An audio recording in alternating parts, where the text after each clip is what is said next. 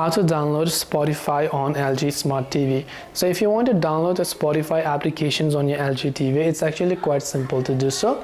All you have to do is simply first of all go ahead and then launch your app store from the bottom. So this 4 square icon is basically your app store over here. So all you have to do is just go to this app store section, and from your app store what you basically have to do is you'll see this type of interface. Then what you want to do is from the top right you'll find the search icon, right?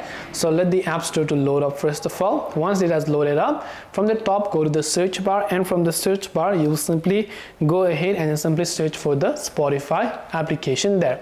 So I'll just type in Spotify over here, and once you've done that you'll find Spotify Music and Podcast. You can simply search for it, and if you have already installed the app, the application will open. If you haven't, it will give you the option to install it. So just go ahead and hit the install button. Make sure that you have plenty of storage left, and you'll be able to install it. And this way you'll be able to download the Spotify application on your LG Smart TV. I hope that this video helped you. If you have got any more further questions, feel free to leave them down. Thank you for watching, and see you in the next video.